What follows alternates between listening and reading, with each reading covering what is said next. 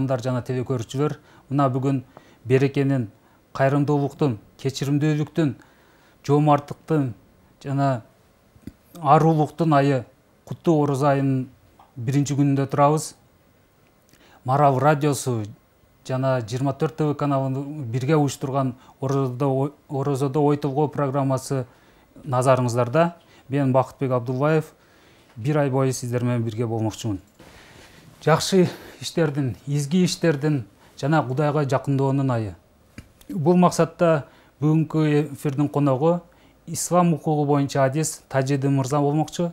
Кош келдиңиз, Тажидин мырза. Алгач эле сөздү баштоодон мурда бул программанын демөөрчүсү Адабазык, Тойбос Адабазык компаниясына рахмат айтабыз.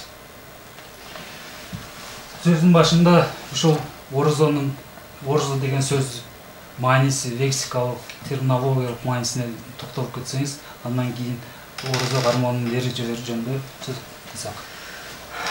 Аузу биллахи минеш-шейтонир раджим. Бисмиллахир-рахманир-рахим. Алхамдулиллахиллази кала фи китабихил карим. Аузу биллахи минеш-шейтонир раджим. يا أيها الذين آمنوا كتب عليكم الصيام كما كتب على الذين من قبلكم لعلكم تتقون والصلاة والسلام على أشرف الأنبياء والمرسلين وعلى آله وصحبه أجمعين ثم أما بعد السلام عليكم урматтуу телекөрүүчүлөр, урматтуу мекендештер. Эң биринчиден тагдырыбызга ушул күндөрдү жараткан Аллах Таалага чексиз шүгүр мактоолор болсун.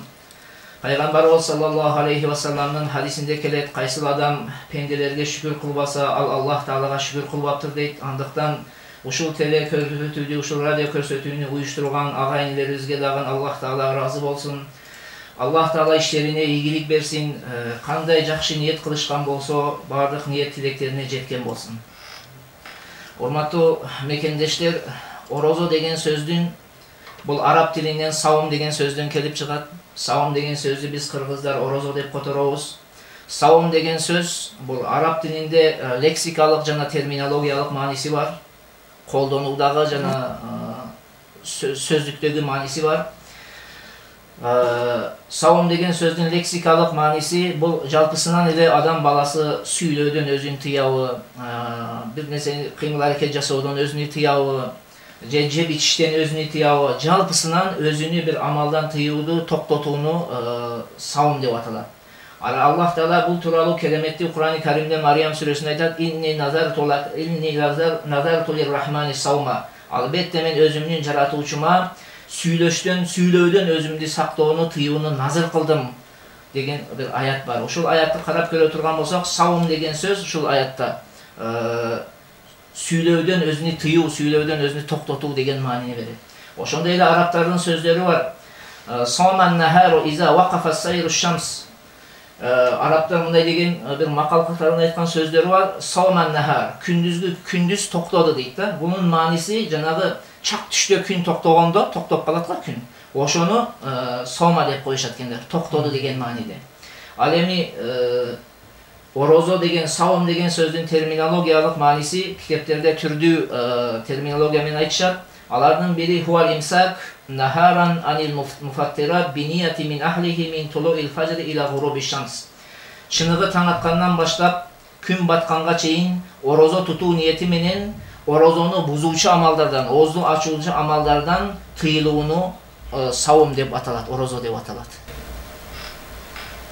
Ушул Орозонун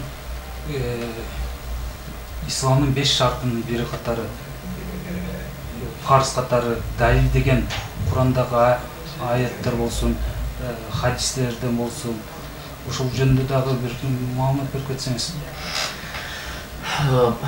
Рамазан айында орозо тутуу бул исламдын рүкүндөрүнүн бири. Бул тууралуу кереметтүү Кур'ан-ы Каримде аяттар бар. Ошондой эле пайгамбарыбыз саллаллаху алейхи ва салламдын хадистери бар. Аллах табарак ва таала кереметтүү Кур'анда жана жокорку менен окуган аятта айтат: "Аузу биллахи минеш-шейтонир раджим. Я айюхаллазина аману кутиба алейкумус-сияму кама кутиба алаллазина мин кабликум лааллакум таттакун." О Аллах Тааланын барлыгына, бирлигине, акырет күнүнө ишенгендер, пайгамбардын пайгамбар экендигине ишенгендер, Силерден мурунку үммөттөргө орозо тутуу фарз болгондой эле силерге дагы Рамазан айында орозо тутууду фарз кылынды. Силерден балким силер оңолорсуңар дейт. Ошол аяттын негизинде, аяттын уланысында айяман ма'дудат фаман шахида минкум аш-шахра фалясумху ва ман кана маридан ав ала сафарин фаиддату мин айямин ухар. Саналуу күндөрдө орозо тутуу фарз кылынды. Ал күндөрдө кимиңиздер эсен аман, ден соолугуңуздар таза болуп, ошол күнгө жетишип калган болсоңор, ошол күнгө жеткен болсоңор, силер орозо туткула. Ал эми силердин кимиңер оруп калган болсо, жеки сапарда боло турган болсо, башка күндөрдө тутса дагы болот деген аяттын негизинде. Ошондой эле бул тууралуу пайгамбарыбыз саллаллаху алейхи ва салламдын хадиси бар. Өтө элдин тилдин, бардык элдин оозунда бар бул хадис. Пайгамбар саллаллаху алейхи ва салламдын хадиси бар. Буниял ислам ала хамсин. İslam'da 5 nersenin üstüge kuruldu. Şehadeti en la ilahe illallah ve enne Muhammed abduhu ve rasuluhu ve ikamis salat ve itaiz zakat ve savmi Ramazan ve hiccul bayt men istata ileyhi sabila. Peygamber sallallahu aleyhi ve sellem aytat, İslam'da 5 nersenin üstüge kuruldu. Alardan birincisi Allah Teala'dan başka sığınууга татыктуу zat yok. Jana Muhammed sallallahu aleyhi ve sellem Allah Teala'nın kulu jana anı elçisi ekenligine kübölük berүү, 5 vakt namazды turguzuu, zeket berүү, Ramazan ayında orozo tutuu, jana kudreti jetken adam üçün acılıkka barуу deydi. Oşondoy эле Peygamber sallallahu aleyhi ve sellem'nin başka hadisi var. Peygamber sallallahu aleyhi ve sellem aytat: İnna Allaha faraza siyama Ramazana aleykum ve sanantu lakum qiyamahu faman samahu ve qamahu raja'a kayamin waladatuhu ummuhu. Albatta Allah Teala Ramazan ayında orozo tutuunu farz kıldı. Men bolsok Ramazan ayının keçelerinde taravih namazını okul sünnet kıldım. Emi kimdi? Kim Ramazan ayının kündüzü orozo tutup keçelerinde taravih namazını okuyturgan bolso eneden törölgöndöy күнөлөрдөн arılat deydi. Oşonda ele Talha bin Ubaydullah degen sahaba aytat, kündördün birinde Peygamber sallallahu aleyhi ve sellem'nin janına bir çaçı taralgan bir kişi keldi de aytты deydi. Ya Resulallah, akhbirni mada farazallahu aleyya minas-siyam. Siz maga aytыңыз, kabar beriңiz. Allah Taala orozodon maga emнени farz kılgan, kayсы убакта кандай orozonu farz kılgan degende Peygamber sallallahu aleyhi ve sellem aytat, şahru Ramazan, Ramazan ayında orozo tutuunu deydi. Janagı sahaba kaylıp sorar. Hal alayya gayruhu. Andan başka dagın maga bir Ramazan ayında orozo tutuu, başka Ramazan ayının tışkarkı aylarda orozo tutuu farz mı degende Peygamber sallallahu aleyhi ve sellem aytat, la illa an tatawwa. Saga millet emes, birok eger sen nafıl orozo tutsan bolot deydi. Nafıl orozo tutsan bolot degende de ulamalarımız iki türlü köz karaşta aytadi. Nafıl orozosunu tutsan jakşı degen manide de bul jerde kotoruşat. Oşondoy ele nafıl orozosu başında siz öz erkiңiz menен tutsanız bolo berет. Бирок баштап алганыңыздан кийин аны акырына чыгаруу милдет болот деген маанide бул хадисти которушкан. Ошондой эле Рамазан айында орозо тутуу аят хадис менен негизинде эле эмес, ижмаул уммат дейт. Мындайча айтканда сахабалар, табейиндердин бир пикирде, орустар айтмакчы единогласный дейт го, бардыгы бир пикирде Ramazan ayında orozo tutuunun farz ekendигине кабыл кылышкан. Эч бири orozo tutuu farz эмес деген сөздү айткан эмес. Ушул далилдердин негизинде Ramazan ayında orozo tutuu милдет болгон. Кечиресиз, дагы бир тактап коюш үчүн сурап атам. Куранын кайсы сүрөсүндө? Бакара сүрөсүнүн 185 аятында. Дагы бир суроо сурасам, ушул орозо ислам дининде качан farz болгон? Кайсы убакытта? Ана бул тууралуу китептерде келет. Шабан айынын, жанагы хижри жылдын 2-чиси дейт. Hicri жылдын 2-ci жылында, баягы Шабан айында, Шабан айынын 10-чы числасында, 10-чы числасынан кийин farz болгон дейт. Шабан айында, Hicri жылдын 2-ci жылында, 1 жыл баягы Hicrat пайгамбар саллаллаху алейхи Меккеден Мадинага көчкөндөн кийин, 1 жыл 6 ай өткөндөн кийин Шабан айында Ramazanda orozo tutuu farz болгон. Ошондо пайгамбарыбыз саллаллаху алейхи вассалам өзүнүн өмүрүндө 9 жыл ороzo туткан. 9 жыл ороzo туткан. Orozonu tutуу милдети кимдерге жүктөлгөн? Мумин мусулмандардын кайсы жаштакылары болсун, кандай абалдакыларга милдеттүү түрдө тутуу шарты бар? Эми Рамазан айында орозо тутуунун бир канча түр шарттары бар. Шарттарынын бири кимге Рамазан айында орозо тутуу милдет болот дейт. Кимге милдет болот? Эң биринчи шарты бул ислам, мусулман болуш керек. Андыктан кафырга милдет эмес. Кафыр эгерде кокустан Рамазан айында, Рамазан айы киргенден кийин исламды кабыл кыла турган болсо, өткөн күндөрүнүн казасын тутпайт, ошол исламды кабыл кылган күндөн кийинки күндөрдү бардыгына орозо тутуу мойнуна милдет болот. Себеби эмне үчүн өткөн күндөрдүн казасын тутпайт? Себеби Аллах Таала кереметтүү Кур'ан-ы Каримде Анфал сүрөсүндө айтат: Аузу биллахи минеш-шайтанир ражим. Кул лиллазина кафару иянтаху ягфир лахум ма кад салафа. Сен жанагы кафырларга айткының, эгерде жанагы кафырлыктардан, куфрлардан тыйылышса, исламга жүз буруп, исламды кабыл кылышса, Аллах Таала алардын өткөн күнөөлөрүн кечет дейт. Ошон үчүн жанагы Рамазан айынын бир канча күнү өткөндөн кийин эгер кокусунан бир кафыр исламды кабыл кыла турган болсо, ал кишиге өткөн күндөрдүн орозосу милдет эмес, өткөн жылдардын орозосу милдет эмес, ислам кабыл кылгандан кийин анан анын мойнуна не болот? Рамазан айында орозо тутуу фарз болуп калат. Бирок мында айта турган сөз, урматтуу мекендештер, айта турган сөз, мусулман болуш керек дедик. Мусулман болсо эле милдет боло бербейт. Мусулман болуп туруп ислам мамлекетинде жашаш керек. Ислам мамлекетинде, мисалга Кыргызстан сыяктуу мамлекетте жашай турган болсо, орозонун фарздыгын билбесе дагы бул кишиге орозо тутуу милдет болот. Билбесе дагы милдет болот. Ал эми кафыр мамлекетте эгер бир адам исламды кабыл кылган болсо, ага ислам тууралуу маалымат жеткен болбосо, бир гана Кудайды тааныйт, Кудайдын барлыгына ишенди, пайгамбарга ишенди, бирок орозо фарз экендигин билбеди. Ал билгенге чейин ага Рамазан айында орозо тутуу милдет эмес. Качан бир дааватчы барып, бир алым барып, аны даават кылып, ислам динин түшүндүрүп, жанагы орозо фарз экендигин түшүндүрсө, ошондо гана милдет болот. Экинчи шарты балагатка жеткен болуш керек дейт. Андыктан жаш балдарга милдет эмес, балагатка жеткен болуш керек. Ана балагатка жеткен болуш керек дегенде жаш балдарга милдет. Эгер кокустан жаш бала Рамазан айында балагатка жетип калса, жакшы жетип кала турган болсо, бул кишиге дагы улантып өткөн күндөр эмес, калган күндөрүнү, мисалга 10-сылада эгерде балагатка жетип калса, 11-сыладан баштап аны орозо тутуу милдет болот. Бирок ошол күндү, жанагы кафыр дагы, жаш бала дагы ошол исламды кабыл кылган күндүзгү күнүнү эртеден кечке дерин орозо туткандарга окшотуп, өзүнү салыштырып, кечке дерим жүрүүсүнү тууралуу уламаларыбыз эки өкүм айтышат. Кээ бирлер айтат, кечке дерим жүрүүлөрү мустахаб дейт.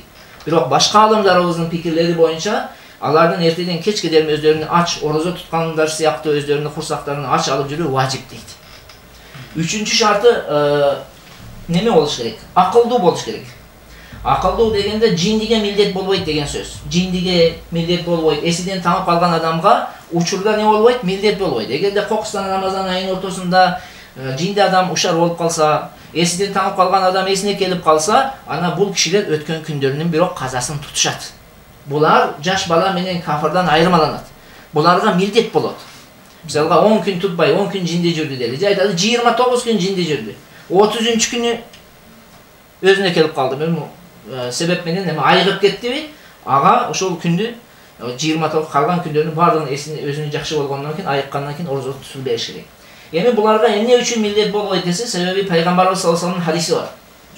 Руфи ал-каламу ан салас. 3 түр адамдан, 3 түр кишиден шариаттын өкүмү көтөрүлгөн. Шариаттын өкүмдөрү ага милдет эмес. Биринчиси ан сабин хатта яблог. Жаш баладан өкүм көтөрүлгөн, өкүм жүктөлбөйт, балагатка жеткенге чейин. Ва анил мажнун хатта юфик. Жиндиден жанагы эсине келгенге чейин. Үчүнчүсү ва анил наим хатта ястайқиза дейт. Жанагы уктап калган адамдан кайра уйкусунан ойгонгонго чейин дейт. Эсинен таңып калып, бир нерсе болуп калды. Ошон үчүн буларга милдет эмес. Ошол жана балагатка деп кеттиңиз, азыркы учурда типа технологиялар өнүгүп, балагат жашы критерий кандай, канча жаштуу? Балагат жашы дегенде бизде китептердин эрежеси боюнча Ханафи мазхаб, өзгөчө Ханафи мазхабтын немеси менен Ханафи мазхабтын көз карашы боюнча балагат жашы эркектики дагы, аялдыгы дагы биринчи түшүркө менен болот. Түшүркө, түшүнүңүздөр менимче. Эгерде түшүркө турган болсо, жаш бала түшүркөдү, мындайча айтканда бел суу чыкты, бул киши балагатка жетти дейт. Аял дагы эле ошондой. Эми аялдын дагы экинчи бир өзгөчөлүгү бар, кыздын. Этеккир көрүү менен дагы балагатка жетет.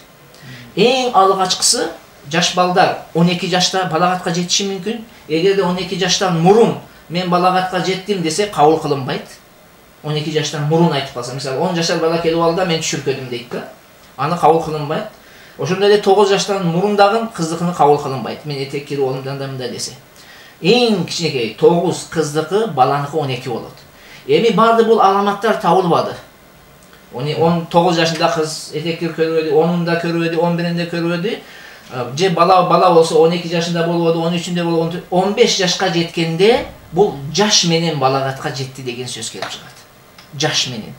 Мындай аламаттары менен эмес, жаш менен балагатка жетти. Эң немеси максималиси мындайча айтканда 15, эң кичиги баланыкы 12, кыздыкы 9 жаш болот. Анан жаңы айтып кетели, бирденеге шарттарын айтып коелу. Экинчи түр шарттары бар да. Экинчи түр шарттары эми жалпысынан билдик. Кимге милдет болгон экен? Мусулман болуш керек экен, акылдуу эстүү болуш керек экен, балагатка жеткен болуш керек экен. Экинчи шарты, муну шарты вужубул ада дейт. Ошол өтөө качан милдет болот? Ол милдет болот, жалпысынан милдет болот, бирок ошону аткаруу качан милдет болот? Аткаруу милдет болуу үчүн эки нерсе шарт. Биринчиси ал-иқомат дейт, экинчиси васихат дейт. Иқомат дегени мындайча айтканда жергиликтүү тургун болуш керек. Тургун болсун. Ошол кезде гана мунун мойнуна не болот? Милдет болот. Же болсо экинчиси дедик, ден соолугу таза болуш керек. Бул тууралуу төмөндө балким айтып өтүп кетебиз. Иқомат деп, мисалы мына бизде азыр муким деп коет. Сапарда жүргөн адамдар эгер 15 күн барган жеринде турам деп ниет кылышпаса, мисалга мына мен Ошко сапар кылдым, 5 күн турам, 10 күн турам, 14 күн турам деп ниет кылдым. Ошол 14 күн, 15 күн турбайм дедим да, 14 күн, 15ден аз турам дедим. Мага орозо тутуу, тутпоого эрк берилген. Себеби Аллах Таала жанагы эле аятта Бакара сүрөсүнүн 186-аятында келет. Аузу биллахи минеш шайтанир ражим. Жанагы фаман кана минкум маридан ау ала сафарин фа иддату мин айямин ухар дейт. Силердин араңардан кимиңер ооруп калган болсоңор, же болсо сапарда болсоңор, башка күндөрдөн дагы орозо тутсаңар болот дейт. Ошон үчүн сапарда жүргөн адам өзүнүн абалына караш керек. Эгер сапарда жүргөн кезде эч бир кыйынчылыгы жок болсо, биздин доордагыдай көйгөйлөрү жок болсо, кыйналбай турган болсо, бир машаккат эч бир жок боло турган болсо, анда орозо тутуусу жакшы. Ал эми эгер кыйнала турган болсо, анда орозо тутпай койсо деле боло берет. Орозо тутуу жакшы дегенибиздин себеби, анткени пайгамбарыбыз саллаллаху алейхи ва саллам Мадинадан Меккени ачылыш үчүн келген кезде, Меккенин жеңиши болгон кезде, сахабалардын көпчүлүк бөлүгү орозо болгон. Ошол Рамазан айы болгондо, ошондо.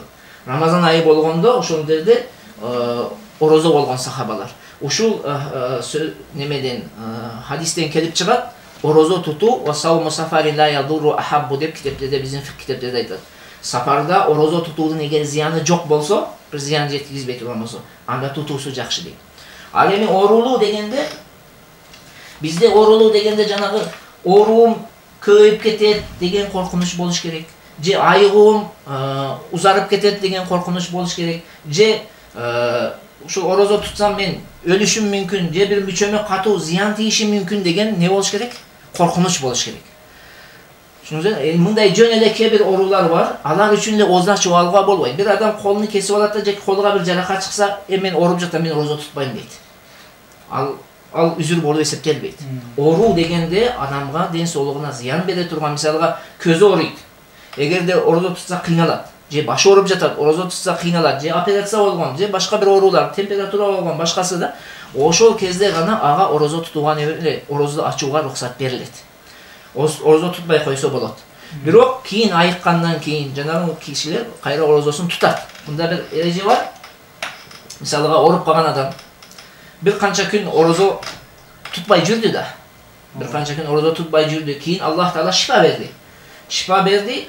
Рамазан айынан кийин эми ошонун казасын өтө бериш керек. Казасын өтө бериш керек. Эгер мисалга 5 күн ооруп жүрдү, Рамазан айынан кийин 5 күн айыгып жүрдү. Ошол 5 күн ичинде жанагы орозону тутуп бериш керек. Эгерде тутпай турган болуп, ошо бойдон бул дүйнөдөн коштошуп кете турган болсо, бул дүйнөдөн коштошо турган болсо, өлө турган болсо, мындайча айтканда, ага осуят кылуу милдет болот. Осуят кылуу милдет болот, анын фидиясын бериш керек 5 күндүк. Осуят кылыш 5 күн каза эле, 5 күн жашады. Ошондо 5 күндүк неме осуят кылып кетиш керек. Карыз болуп калат. Карыз болуп калды. Эми аны фидия берет. Фидиясы жанагы питир садакасынын өлчөмүнчө берилет. Питир садакасы. Ошондой эле жанагы сапарда жүргөн адам дагы. Мисалга бир адам 14 күн Ошто жүрүп келди.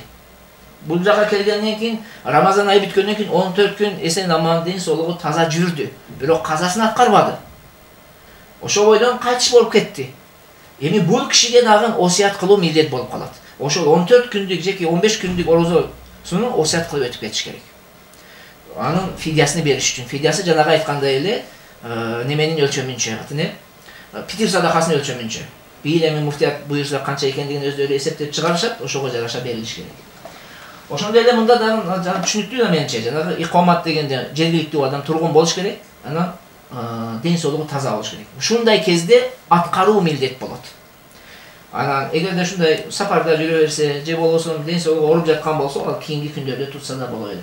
Дагы бир түрдүү шарты бар, Аны ошол туткан орозобуздун дүрүс болуунун шарттары.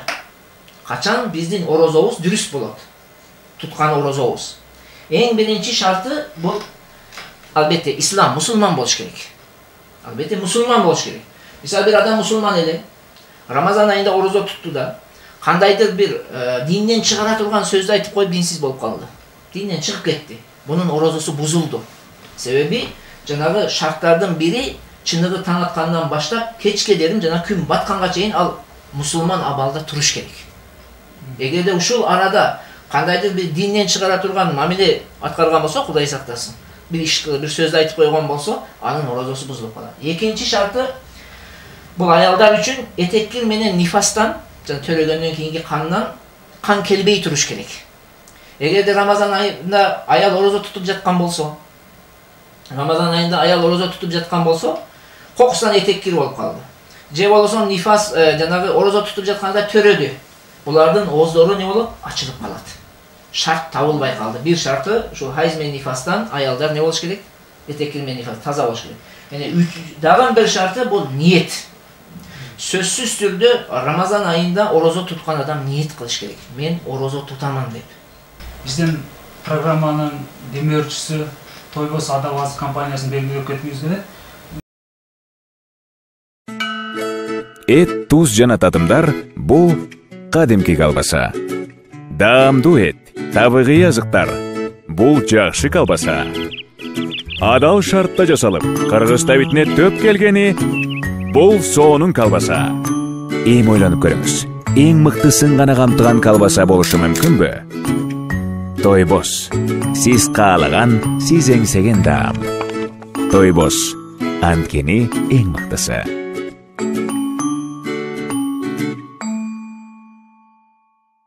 Суроо. Ошол ниетти жөнөкөй жарандар сурап калат да. Ниетти ооз менен айтыш керекпи, же сөз менен айтыш керекпи, мындай ичтен айтып койсо да жетиштүү болобу деп сурап калышат да. Ушуга кандай? Өзү негизинде ниет деген сөз бул көйдөнүн, жүрөктүн иши.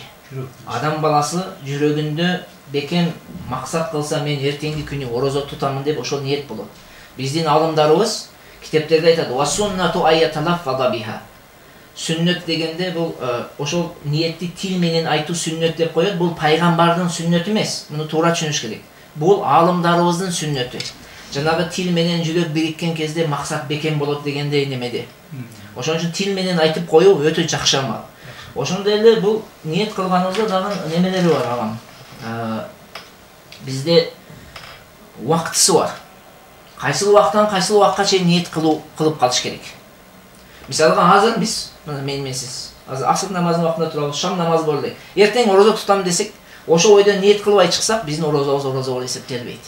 Ошон үчүн ниет кылуудун өзүнүн убактысы бар. Ал убактысы күн баткандан кийин, күн батып жатканда эмес, күн батуудан мурун эмес, күн баткандан кийин эртеси чак түшкө чейин ниет кылып калыш керек.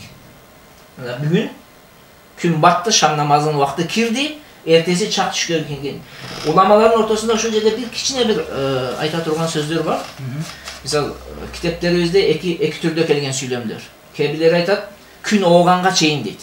Чыныгы таң аткандан баштап күн ооганга чейин ниет кылып калгыла дейт. Бул китептин пикирин ала турган болсок, чак түштө дагы ниет кылсаң боло берет деген сөз келип чыгат. Анда уктап турганда ошону айтат. Экинчи алымдарыбыз айтат, жок, чак түшкө чейин, чак түштө ниет кылсаң жарабай калат дейт. Мана ушул пикир туурарак.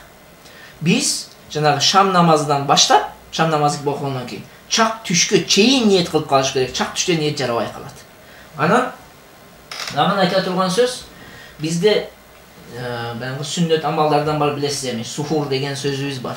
Ошол сухур сөзүнө дагы келем азыр. Бир саарык деп айтып жүрүшөт, бир сухур деп айтып жүрүшөт. Бул сухур сөзү арабчадан келген сөзбү? Сухур деп баягы түндүн акыркы бөлүгүндө жанагы бизде саарлык деп коебуз, кыргызда, арабтар сухур деп коюшат. Жанагы бир сөз бар го, орун алмашуу менен сунмай өзгөрбөйт дегендей. Жанагы сухур дейсизби, сиз саарлык дейсизби, экөө теңи жарай берет. Бирок эми биз кыргыз болгондон кийин саарлык эле деп коебуз. Өзүбүздүн тил менен айтып коюш жакшы. Ана ошол сухур дагы китептерде келет, ваттасахуру ниятун дейт. Эгерде бир адам сухур турса, ал автоматически өзүнчө эле ниет болуп эсептелет дейт китептерде. Сухурга тургандыгыбыз ниет. Сиз турасыз эми, турасыз, мен мына сухур жейм деп. Болду, ошол сиз үчүн ниет болот. Эми таңга чыккандан кийин мен эртеңки бүгүнкү күндүн орозосун тутам деп отурушуңуздун кажети жок болуп калат. Ошо түндө туруп сухур дегениңиз ниет болуп калат. Анан дагы ушул ниет тууралуу бир айта турган сөз бар. Бизде бир түшүнүксүзлүк бар да, элдин ортосундагы, мына эми айтып кетейин. Рамазан айынын башында бир жолу ниет кылып койсоң жетет дейт да кээ бирлер. Рамазан айы кириштерин алдым, мисалга бүгүн шам болду, мен бир ниет кылам, 30 айга жетет, кийин ниет кылбасам да боло берет деген бир жаңылыш ой бар. Албетте бул дагы биздин мазхабтын Имам Зуфардын пикири боюнча ушундай. Имам Зуфар деген алымыбыз бар, Абу Ханифанын шагирттеринен болот. Бунун пикири боюнча ушундай, бирок үч имамыбыз, Абу Ханифа рахматулла алейхи, имам Абу Юсуф рахматулла алейхи, имам Мухаммад рахматулла алейхинин көз карашы боюнча ар бир күнү жаңадан ниет кылыш керек. Өзүнчө ниет жарабайт. Ар бир күнү жаңы бизде ниет болуп туруш керек. Ошого жараша болуш керек. Ушул ниеттеп калмас. Эртең менен саарлыкта оз жабар учурунда азан окулат. Азан мындай суроолорда пайда болуп атат да. Азан окулганда бир нерселер жетишип калса деген. Кээде айтылат, азанды эртерээк окуп коюшат, андан кийин деле 10-15 мүнөт кошуп туруп эме кылса болот депчи. Пайгамбар саллаллаху алейхи вассаламдын доорудан дагы Билал разияллаху эртерээк азан айтат эле, Абдулла ибн Умми Мактум ананыраак азан айтат эле да. Ошон үчүн пайгамбар саллаллаху алейхи вассалам айтканда, ла ягураннакум азану Билал. Билал разияллаху анхунун азаны силерге не кылбасын, алдабасын деген сөзү бар эле. Ошон үчүн бизде дагы балким бирөө эртерээк убакыт, бамдат намазынын убакыты кирелик айтып калышы мүмкүн. Кээ бирлерибиз бар, жанагы фарз намазды окуй турган убакта уктап калат да барат да ошол убакта азан айтат. Бул жерде биз убакытты карашыбыз керек. Эгер убакыт кирген болсо, жешти токтотуш керек. Эми биз ишенебиз, биздин азанчыларыбыз балким өз убактында азан айтат, ошон үчүн азан айтып жаткан кезде азан айтуу башталды, жеп ичиш токтогон болуш керек. Азан айтып жатканда бир жерде бир окуяга учурап калдык. Бир мечитте, бул жакта эмес, түштүк жакка барганыбызда атабайбыз, билесиздер, жакшы нерсе эмес аташ. Ушунда бир мечитте таравих намазын окудук, анан ошол жерде эс алып турганыбыздан кийин азан айтып жатат, кадимкидей жер жарып кеткен да. Жеп атышат да. Азандын убактында ошол боло берет деп, азан бүткөндөн кийин анан жешти токтотуш керек деген ой менен. Андай кишилер ошол билип жатып, эгер билип жатып ошол амалды аткарышкан болсо, таң аткандыгын билип жатып, ал кишилердин орозолору бузулду. Ал эми таң аткандыгын билбестен неметкен болсо, таң ата элек түн деп ойлогон болсо да эле бузулат, бирок мунун кичине жеңилирээк бузулат да, мындайча айтканда каза гана болуп калат деген сөз да. Ошону так билиш керек, агам. Ансыз болбойт. Рахмат. Азыр тарыхка карай турган болсок, Кыргыздын тарыхында Ормонхандын окуясын балким билсеңиз керек. Бизде деле май айы, бирок күн барган сайын ысып баратат. Урмахандын учурунда дагы ошо жай мезгилине келип калып орозо. Анан кыйналып атабыз, эмне кылайык десе, Урмахандын ушундай баягы азыркы тилмен айтканда фатвасы орозону кышка жылдырайлык деп ойлоп. Ошондо кандай кылыш керек? Керкилерине бул жайында мен ысык күндө орозо тута албайм деген эмелер бар да. Ошолорду биз ошол мурунку үммөттөр дагы ошондой бурмалап кичине өзгөртүшкөн да. Мурунку үммөт, бизден мурунку үммөттөр, ошон үчүн биз мындай жылдырганга укугубуз жок. Кайсыл айда келет, ошол айда биз орозо тута бериш керек. Себеби Аллах Таала Керемет Кур'ан айтып жатат: "Шахру Рамадан", Рамазан айы. Рамазан айы ал ысык мезгилде келеби? Рамазан деген сөздүн өзүнүн бир маанисинен рамыз деген сөздөн алынган. Ошол аябай ысык күндө милдет болгонда, биздин ысык менен мисалга Меккелердин ысыгы, Мисирлердин ысыктарын сиз салыштырсаңыз, аларда 60 градус балким болот. Бирок чыдап эле орозо тутуп атышат го. Жылдырыбызга укугубуз жок. Бирок эгерде жанагындай айттык го жокоруда, ооруп жанагы орозо туткан кезде аябай чаңкап, өлүп калуусунун, бир зыян тийүүсүнүн, эстен ооп калуусунун бир коркунучтары боло турган болсо, оозун ачып алса болот. Бирок кайра эле өзүгө келип жакшы болуп калгандан кайра орозо тутуш милдет болуп калат да.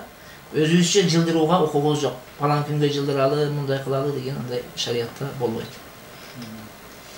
Анан жалпы сурообуз бул орозодо эмне болот, эмне болбойт. Бул мисалы адам жакшы ниет менен орозо тутуп аткан болушу мүмкүн, бирок тишин алдырыш керек болуп калат. Тишин жулдуруп, ошондойдун өкүмү кандай болот? Ана өтө жакшы суроо бердиңиз, Алла разы болсун. Тиш жулуу тууралуу бул келип негизги түпкү немеси немеден чыгат да, уколдон башталат. Албетте жанагы тиш жулуунуздан алдын тишиңиздин деле түп тиш жулуп албайт да, биринчи укол сайып коет да. Ушул укол тууралуу уламаларыбыздын ортосунда өтө катуу талаштар бар.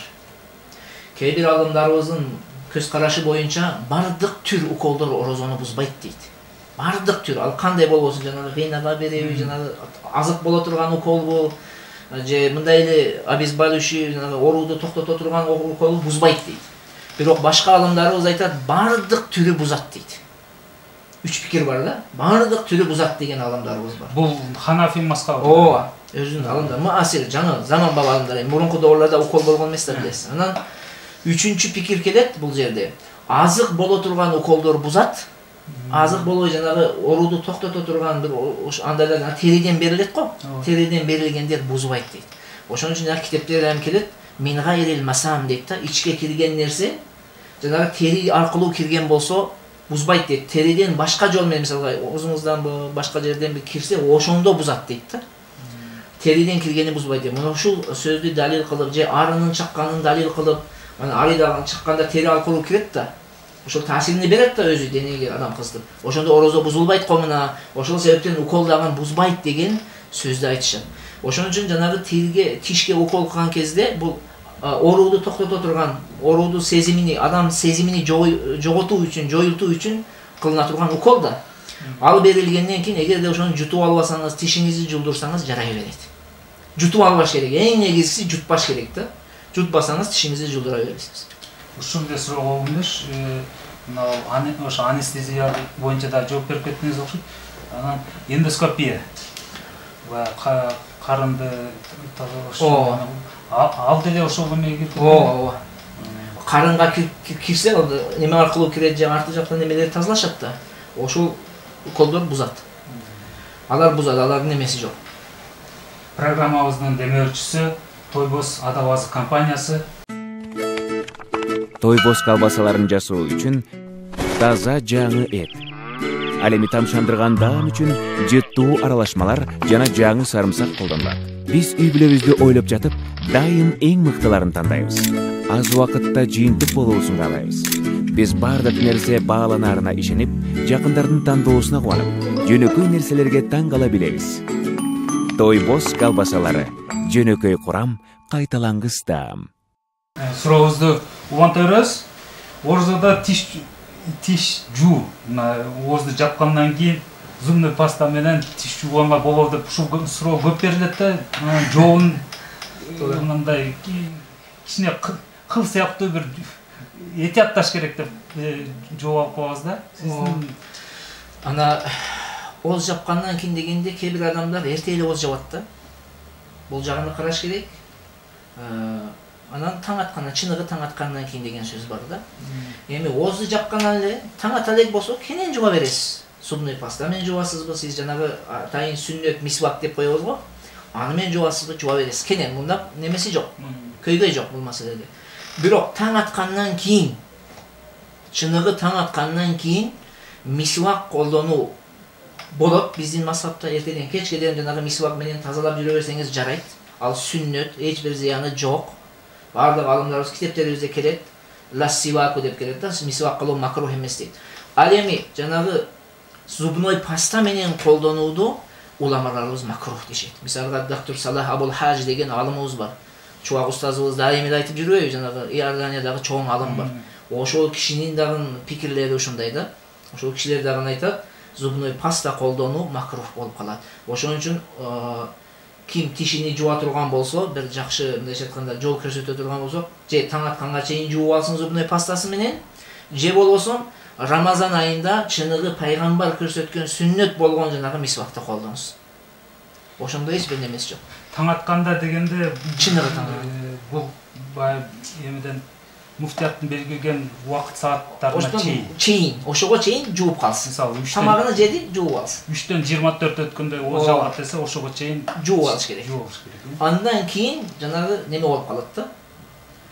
Убакыт кирип келсе, бамдар намазынын убакыты кирет да. Бамдар намазынын убакыты киргенден кийин жанагы зубной паста менен жуушту уламаларыбыз макрух дешет. Эмне үчүн десе, бул өзүнүн амалыны өзү жанагы ороз туткан орозосун бузууга сунуштап жаткандай болот да.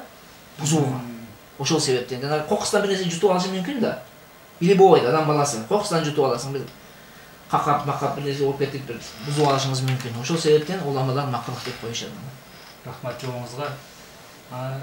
Дагы бир суроо, мына көп эле адамдар ойлонушат, орозону бузса 60 күн орозо тутуш керек деп айтылат да. Ошонун немеси кандай өкүмү Куранга таянабы, же болбосо хадиске таянабы, кандай? Дагы бир жерде айтылат, 60 күн орозо тута албаса да 60 кишиге тамак берип коюу деген версияда айтылып жүрөт да. Ооба.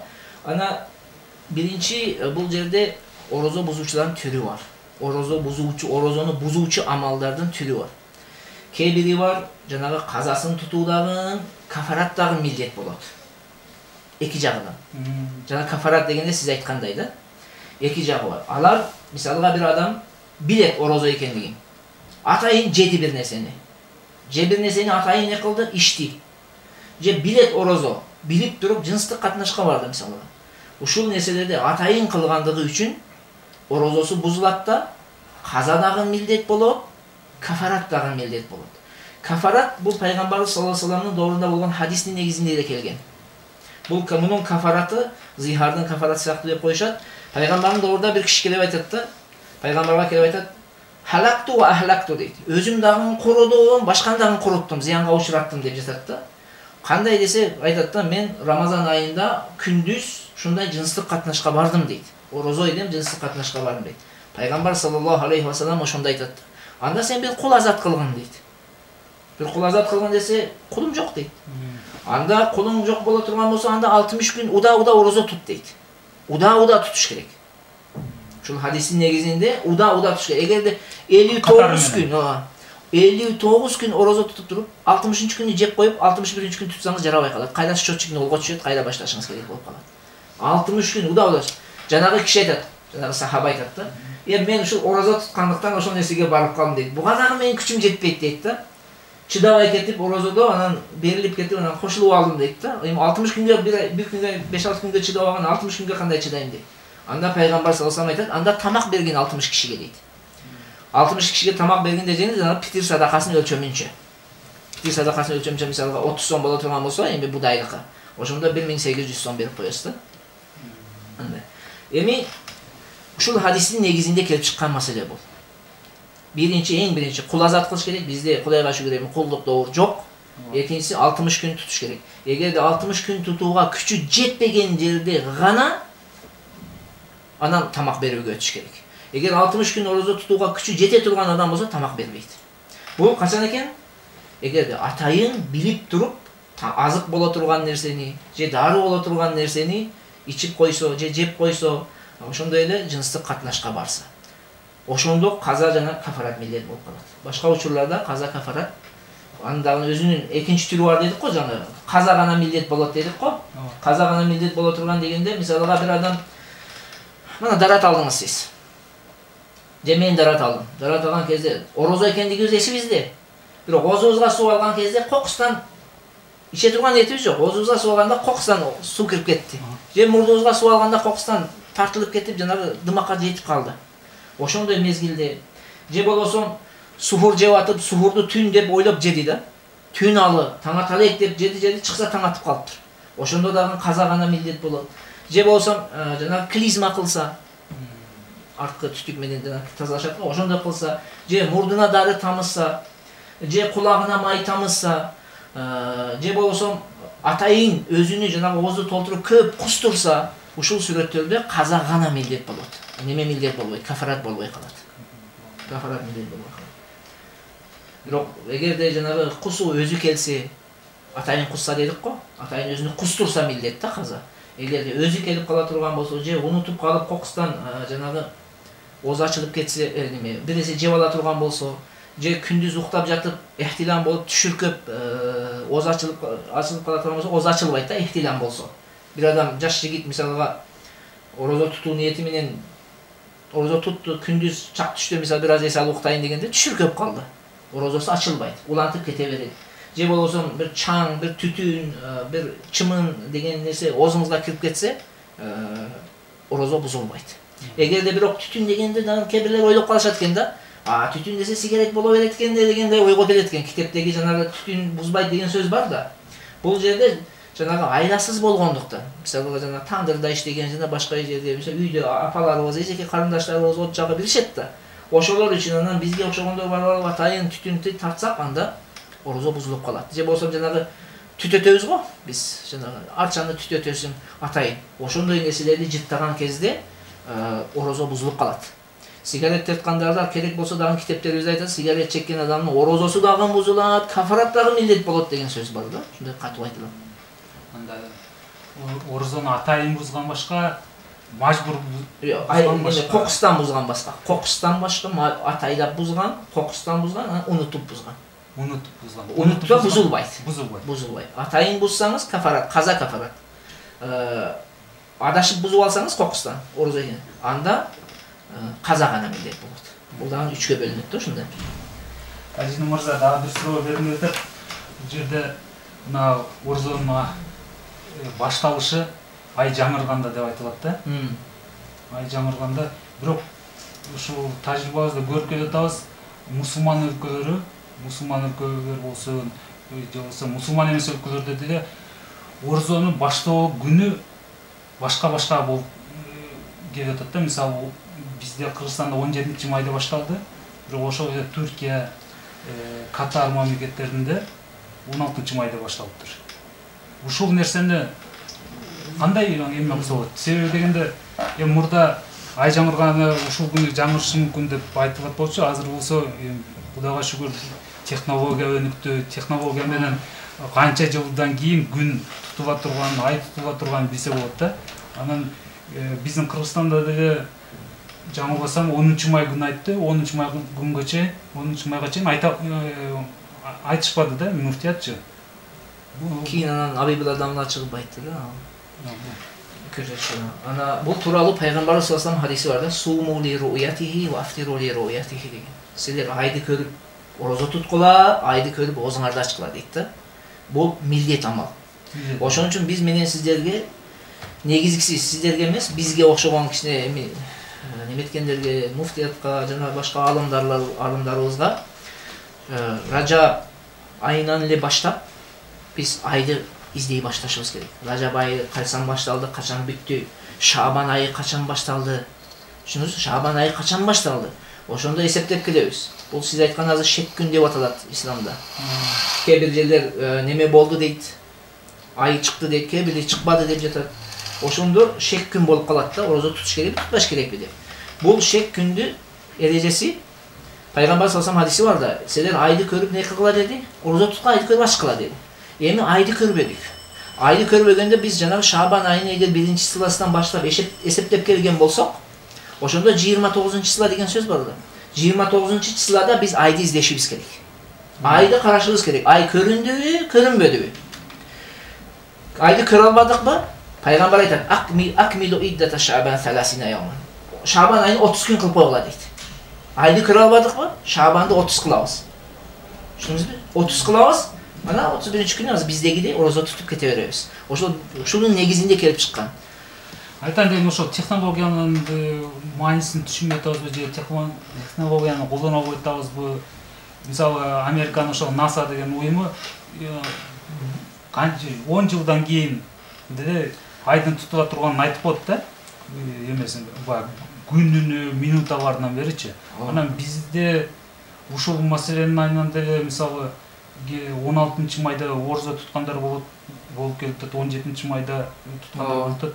Анан дагы бир нерсе бар, ошол кайсы жерде жайгашсаңар, ошол жердин муфтияты, баягы имамына баш ийиш керек деген шарт бар да. Бул биз азыр Америка деп жатабыз, буну исламдагы алымдар эң биринчи изилдеп чыккан да, мындай маселе. Беруни деген өтө бир улуу алым болгон. Ошол тармакта өзү жанагы астрономия илими ушундай алектенип, ал өтө точно айткан да. Ошонун айткан немесинен азыр какой-то минут, секунд айырмаланып жатат да. Ошол аябай жакшы немелерди түзүп кеткен. Эми мындайча айтканда биз жанагы диний алымдар, дүйнөлүк жанагы немелерди көп окубагандыктан көп тажрыйбабыз жок да. Мына биздин муфтиятта иштеген Абибилла Дамлабыз ошол жактан окуган экен, өтө сонун кылып түшүндүрүп бербедиби? Бул Кыргызда жит чыгаруу деген маселе бар да. Орозого жакын Арапада жит чыгарышат. Ушул нерсе мисалы биздин динибизде, бул жерде салт менен динди айкалыштыруу жөнүндө эме болду. Ошондо динде кандай эмес өкүмү? Жит чыгаруу деген нерсе барбы, кандай? Мындай да, шариатта бир усул бар, эреже, бир негиз бар. Ат-тааруфу кан-насси инда адамин нас. Салт бул бир далил катарында болот, бир аят, хадис катарында болот. Эгерде ага каршы бир аят жок болсо, хадис жок болсо, бир уламалардын кайчы пикири жок болсо, ал шариат сыяктуу эле болот. Көп нерседе салт өкүм жүргүзөт. Салт, традиция. Көп нерсени шариаттын көп нерсеси ошондон алынат. Мисал айта турган болсок, мына нике кыябыз. Нике кыйган кезде махарды белгилөө жагы бар да. Ошол махарды белгилегенде эл каалагандай. Кааласа накталай берет, кааласа не берет. Бизде накталай берилип кетет. Ошон үчүн бул дагы салт маселеси болот. Жакшы нерсе да бул. Садака да бир кайрымдуулук, садака бир элге жакшы иш кылыш. Рамазан айында көбүрөөк кылыш керек го негизи. Аттуу суроо бар да. Күн ысып баратат. Күн ысыганда баягы тер да курап кетет эмеспи? Суусайт.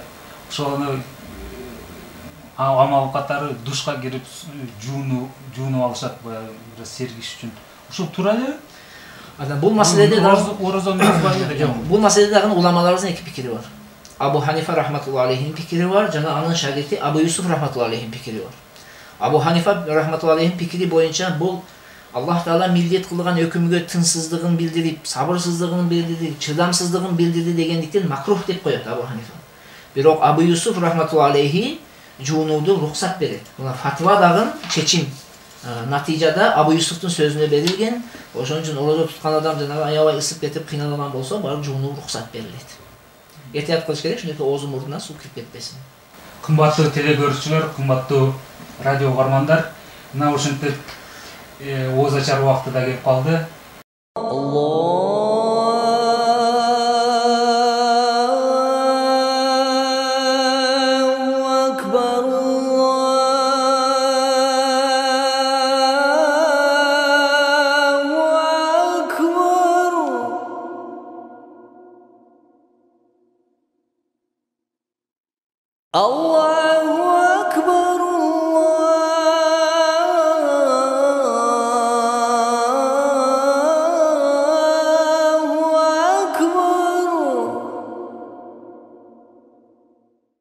أشهد أن لا إله إلا الله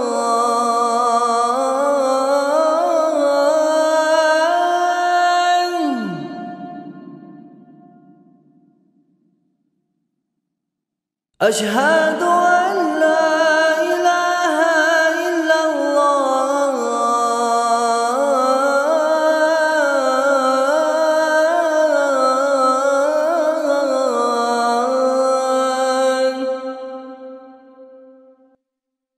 أشهد أن محمدًا رسول الله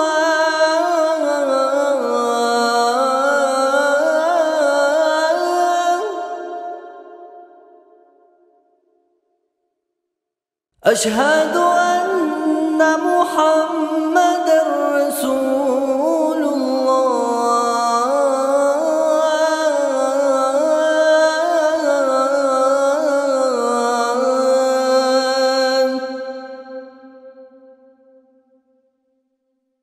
حي على الصلاة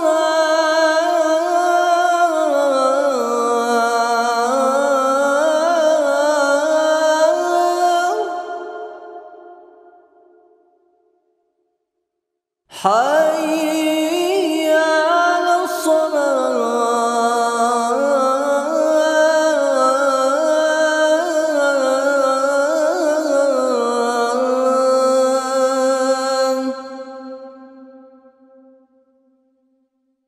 حي على الفلاح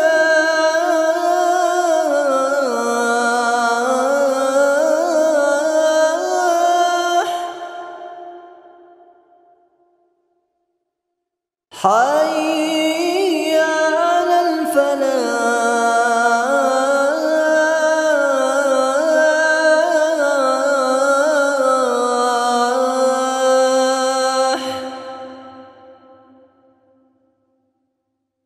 الله أكبر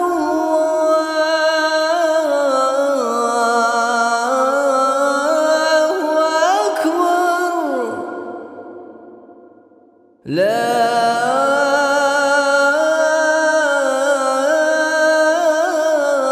إله إلا الله Elhamdülillah ve salatu ve selamu ala Resulillah.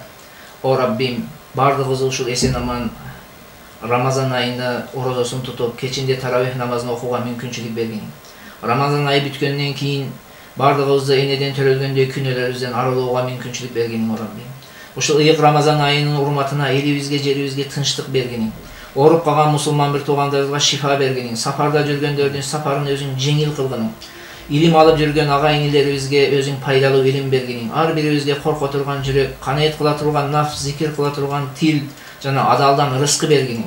Wa sallallahu ala nabiyil karim wa ala alihi wa sahbihi ecmaîn wa khuddawan hamdan bi rahmetike ya arhamar rahimin. Allah razı olsun.